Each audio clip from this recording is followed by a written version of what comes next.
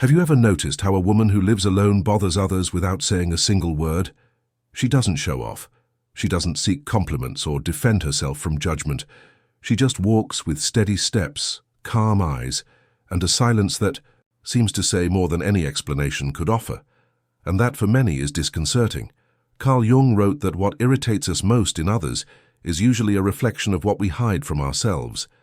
He called this phenomenon shadow projection, and perhaps this is the key to understanding why a woman who is alone, by choice, by freedom, by maturity, arouses such unease in so many. She doesn't need an audience. She doesn't strive to be understood. She doesn't mold herself to fit expectations. She lives in peace with her presence and doesn't need anyone to confirm her existence. This doesn't mean she doesn't love, that she hasn't loved, that she hasn't been hurt or given herself away. It just means that after all she has learned to return to herself, and there she has found a home. She has lived long enough to know that company is no guarantee of acceptance, and that silence can be more nourishing than empty words. She knows the value of a home arranged just the way she likes it, of a routine that responds only to her own will, of a cup of tea enjoyed without haste at dusk. But make no mistake, this woman does not live in denial. She did not isolate herself out of fear, nor did she give up on living with others. She simply understood that her wholeness cannot depend on anyone else, and that, incredible as it may seem, is still viewed with suspicion. We live in a society that has taught women that their value lies in how desirable they are, how good they are as caregivers, companions, wives, and mothers. And when a woman chooses to live alone, even in peace, many see failure where there is maturity, emptiness where there is fulfillment, loneliness where there is presence. But it is a different kind of presence, not loud or showy, a serene presence that springs from the center of someone who no longer needs to prove anything. Carl Jung called this state individuation, the process by which human beings stop living to fulfill expected roles and become who they truly are. It is a process that requires courage, because not everyone is ready to see someone who does not follow the script, especially when that someone is a woman.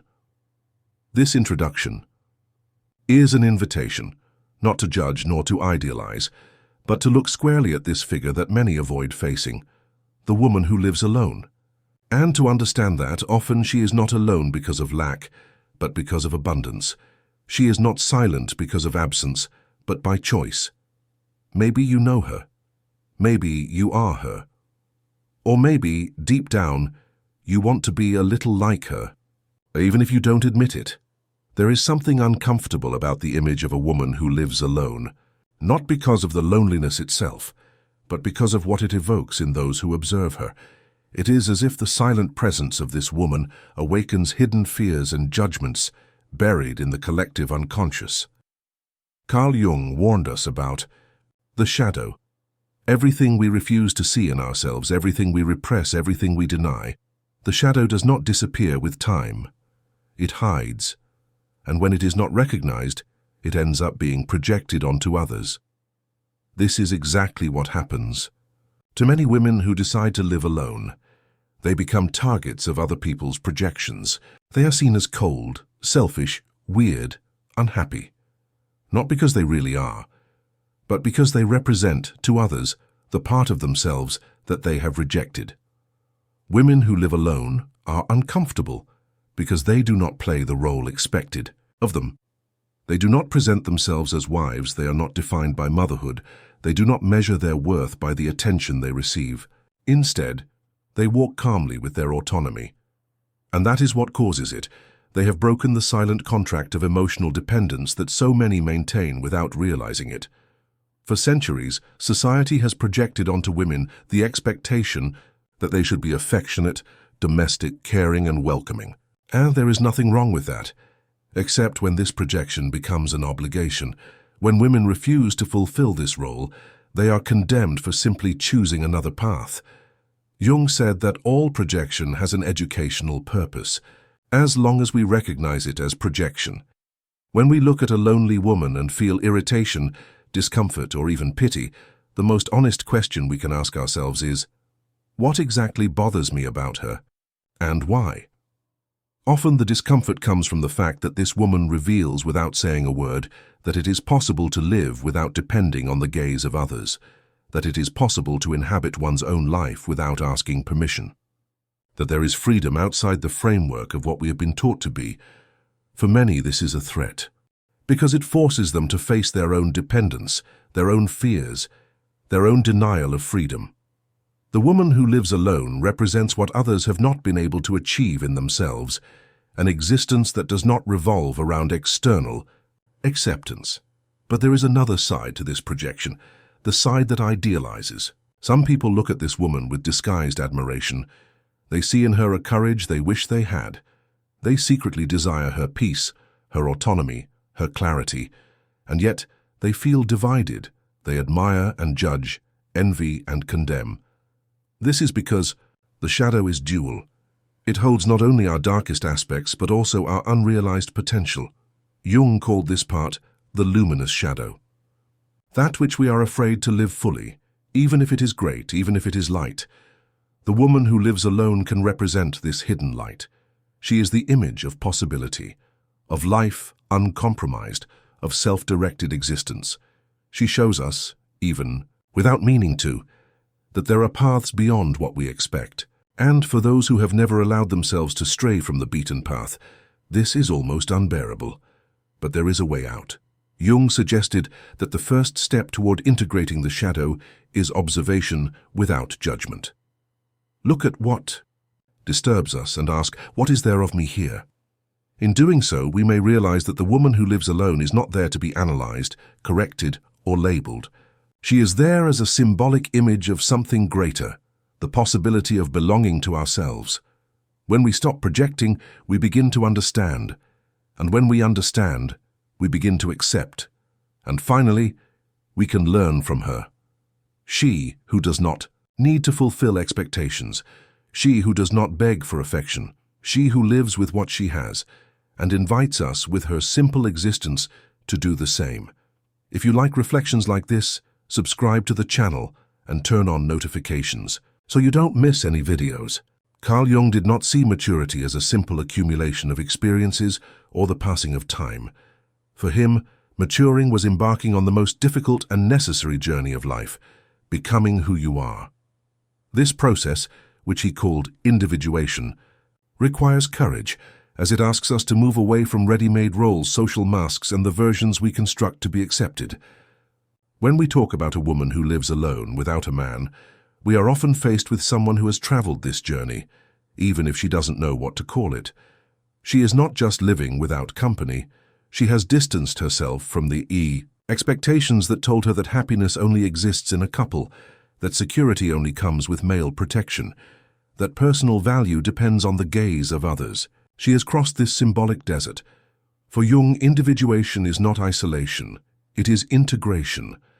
The woman who walks alone does not reject love, but she does not make it a condition for her completeness.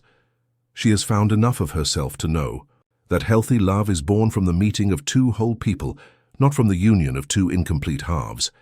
And because of this, she no longer accepts relationships based on fear, neediness, or convenience. It is common for these women to have lived long lives. Perhaps they have been married. Perhaps they have had children. Perhaps they have experienced painful breakups. But the turning point is not what they have lost, but what they have gained, the right to be themselves. The ability to make decisions without negotiating with guilt. The maturity to know that silence can be a refuge, not a punishment. Jung believed that each person carries within themselves a psychic center, which he called the self. It is this center that guides individuation. Women who choose to live alone are often in tune with this center. They listen to their inner voice, respect their cycles, honor their intuition, and because of this, they may seem distant, but in reality, they are simply connected to something. That goes beyond the surface. They don't feel obligated to participate in empty conversations, obligatory encounters, or relationships that don't touch their essence. She doesn't seek to fill her time with distractions. Instead, she transforms her daily life into a ritual. She cooks for herself with love, organizes her home as an extension of her soul, values her moments of reading, reflection, and self-care. And she does all this without ostentation, without the need for recognition. It is important to note that this inner freedom does not come for free. It was earned. It took difficult choices, nights of doubt, periods of deep loneliness. But over time, this woman stopped fearing solitude and began to embrace it as part of her process of integration. Contrary to what many people think, she does not run away from life. She is more present in it than ever before. In today's world, where so many live for images, virtual approval, and superficial validation, this woman represents something rare, a true presence. She doesn't need to expose her intimacy to feel real. She doesn't depend on likes, looks, or invitations. Her freedom isn't in doing whatever she wants, but in knowing exactly what she no longer wants. She doesn't justify herself. She doesn't try to prove anything. She doesn't fight to be understood. Her existence is her argument, her peace is her answer, and this, for many, is incomprehensible, because they haven't learned to find meaning outside the mirror of another. The process of individuation, according to Jung, takes us inward, but not to close ourselves off. It teaches us to recognize all our parts, even those we once rejected. And when a woman integrates her history, her pain, her mistakes, her joys, she no longer needs to run away from herself. Nor does she need to chase after anything. She is. Simply. And that is what scares us. Because her free existence is a constant reminder that it is possible to live without imprisoning oneself, that it is possible to be happy without depending on someone else's presence, that true companionship is born from reconciliation with oneself. One of the central concepts of Carl Jung's analytical psychology is that of anima and animus. For him, every human being carries in their unconscious the image of the opposite sex. In men, the anima, representation of the inner feminine. In women, the animus, representation of the inner masculine. Integrating these two forces is an essential step toward achieving psychological balance. In women who live alone, this balance manifests itself in subtle and profound ways. She does not reject her femininity, but she does not limit herself to it either. She has incorporated aspects traditionally associated with masculinity, such as firmness, autonomy, clarity of thought, and the ability to make decisions without hesitation. This does not mean that she has become masculine, but that she no longer depends on the presence of men to access these qualities within herself. Throughout their lives, many women have been taught to look to others, usually a partner, for emotional support, material stability, and even validation of their existence. This search for external fulfillment is understandable, as it is rooted in ancestral models of survival and belonging. But for Jung, maturity only comes when we begin to seek within ourselves what we once demanded from others. The woman who lives alone has traveled this path. She has moved from expectation to introspection. She has stopped looking to men to resolve her conflicts and has begun to dialogue with her own animus. And the deeper this dialogue goes, the stronger she becomes. This does not make her invulnerable, but it makes her whole. She may indeed feel longing, desire love, open herself up to new connections, but none of this is an urgency that throws her off balance, because her structure is no longer supported by emotional crutches. Her foundation is internal. Jung said that the integration of the animus frees women from a passive life. They stop waiting to be led and start walking their own path. She stops accepting inherited roles and begins to consciously choose what she wants to be. This woman who lives alone, therefore, is not a fugitive from love. She is self-aware, and that is precisely why she does not give herself to just any relationship. It is not pride, it is discernment. She no longer accepts emotional games, emotional blackmail, dependencies disguised as affection. She seeks something more subtle and more true, an encounter between two centers, not between two needs. Society, however, still has difficulty dealing with this figure. It has become accustomed to thinking of women as someone who needs direction, guidance, protection. When she shows that she has already found these qualities in herself, many interpret it as arrogance, coldness, or insensitivity. But the truth is different. She has simply recognized that her masculine energy, her animus, does not need to come from outside. It is within her, available, integrated, and at the same time, she preserves her tenderness, her listening ear, her delicacy. These are not losses, they are choices. This balance does not make her superior, it just makes her more aware. And it is this awareness that allows her to live alone without feeling diminished, incomplete, or unhappy. She does not fill her time with distractions or superficial relationships. She prefers the silence that deepens her to the company that superficializes her.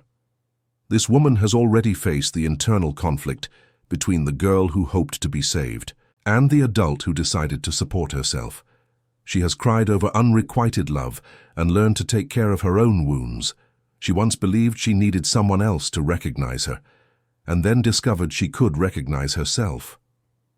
Integrating. The animus is accepting that there is strength within oneself, there is logic, there is direction, and there is nothing wrong with that. It is, in fact, what allows this woman to keep her house in order, organize her life, say no without guilt and yes without fear. It allows her to know when to give in and when to protect herself. It allows her to understand the value of a gesture and the limit of a word. The woman who lives alone, therefore, is not an incomplete being. She is a symbol of a profound psychological process that few have the courage to face.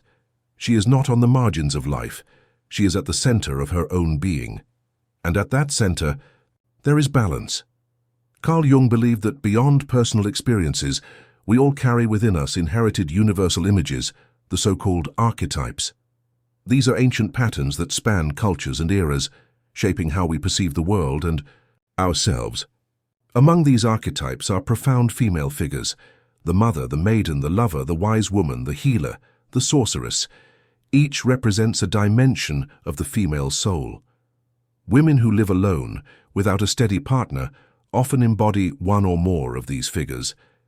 They may seem mysterious, reserved, or even eccentric to those who only recognize the feminine in the mold of youth, seduction, or motherhood. But they have not disappeared. They have transformed, and their transformation has brought them closer to the essence of the soul. This woman, freed from conventional social roles, returns to what Jung would call the archetypal essence. She ceases to be just a function, wife, mother, caregiver, and becomes a symbol of autonomy and wisdom. Her presence does not scream, but it speaks, and it speaks loudly. It speaks through her calm gaze, her quiet routine, the way she takes care of her space, the respect she demands without asking. She may seem lonely, but inside she is accompanied by a silent ancestry. It is as if she is in communion with all the women who before her were burned for their freedom, silenced for their lucidity, or ignored for their depth. She has become the continuation of these voices. In the collective imagination, figures such as the witch or the wise old woman have long been associated with fear, rejection, or marginality. But Jung helps us understand that these images are not threatening. They are expressions of inner strength, emotional maturity, and connection with the invisible. The woman who returns to her soul begins to hear something that does not come from outside. She no longer depends on the words of others to know who she is. She listens to herself, and this listening transforms everything. That is why this woman does not chase after empty relationships. She does not seek parties, compliments, or popularity. She values time as something sacred. She knows when to speak, and even more importantly, when to remain silent. She has a compass within her that does not waver with the winds of change. She is guided by a silent truth that has matured over the years. This return to the soul also transforms the way she relates to others. She can love, she can fall in love, she can desire, but she will never again negotiate her peace. She will never again diminish herself to fit into someone else's world. She realizes that true love begins when there is respect for the space of others and for one's own space. And that understanding changes everything. Her relationship with time also changes. She no longer feels rushed. She does not live running to meet goals or expectations. She walks at her own pace. She doesn't want to prove anything or impress anyone. This woman becomes a guardian of the invisible. She cares for plants with the same attention she cares for her thoughts. She notices the cycles of the moon. She feels the seasons on her skin. She has learned to listen to her body, her intuition, the silences of the world. And even if she doesn't talk about it, her presence teaches.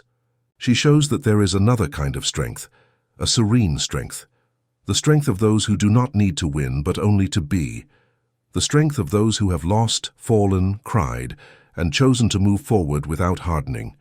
She does not need to be understood by everyone, because she already understands herself, and that is enough for her. Jung invites us to look at this woman with reverence. She is not a deviation. She is a return to what is essential, to what is true, to what is invisible to the eyes but undeniable to those who feel it. The archetypal woman does not seek admiration. She offers presence. She does not impose herself, but she leaves a mark. And in doing so, she does not just live, she inspires, she transforms, she restores the value of being at peace with oneself. It is not always loneliness that frightens people when they see a woman living alone. What really causes discomfort is wholeness. The woman who is self-sufficient, who does not beg for affection, who walks without needing to be guided, causes unease. Not because she is incomplete, but precisely because she is not. Carl Jung said that the collective unconscious, that ancestral memory we share as humanity, is still stuck in old rigid images. One of them is that of women as complements. The archetype of the companion, the submissive, the figure who finds fulfillment alongside someone else. When a woman breaks with this expectation, she is not just making a personal decision, she is challenging a collective pattern, and that is uncomfortable. A whole woman does not need another person to recognize herself, and this simple fact can be deeply disturbing to those who have built their identity on the need to be desired, admired, or needed. She does not live for approval. She does not shape her choices to appear acceptable. She doesn't adopt certain ways of speaking just to belong to a group. She has learned to live with the possibility of being misunderstood, and she isn't shaken by it. This freedom, however, arouses resistance, because it forces us to face something that many avoid. Emotional dependence disguised as love, submission disguised as kindness, neediness hidden under the cloak of dedication. When a woman decides she will no longer sacrifice herself to maintain relationships, she threatens the fragile balance that sustains many relationships. It is common for such women to be labeled arrogant, cold, or selfish, but these words, in most cases, say nothing about her. They only reveal the fear that others feel in the presence of someone who does not bow down. Jung said that what we project onto others is often what we don't accept in ourselves. And so the whole woman, even without meaning to, becomes a mirror, and mirrors, when they are too faithful, are frightening. There is a profound difference between being alone and being lonely. The whole woman is not isolated. She simply no longer tolerates relationships that drain her. She chooses with whom she shares her time. She respects her own company. She values silence. And this emotional autonomy is what makes her unattainable by external pressures. But for society, this attitude is difficult to decipher. Accustomed to measuring women's worth by their ability to please, seduce, or care for others, many are still lost when faced with a woman who takes care of herself without asking permission. She is not trying to be admired. She is trying to be true to herself, and this loyalty is uncomfortable because it reveals how many people still live to please, to reciprocate, to avoid disappointment. Contrary to popular belief, women do not reject love, but they have learned that true love does not require them to give up their own identity. They do not want someone to complete them. They want someone to walk alongside them, someone who understands that their independence is not a threat, but an achievement. Someone who knows that being by their side is a choice, not an obligation. This woman does not hide, but she does not show off either. She does not seek approval, but she does not refuse connection either. The difference is that now she knows she does not need anyone to confirm what she already feels, that her life has value, even when lived in silence. And that, in itself, is revolutionary. Jung invites us to understand that maturing involves integration.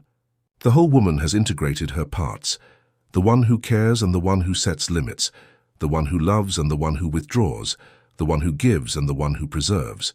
She no longer fragments herself to be accepted. She no longer plays roles.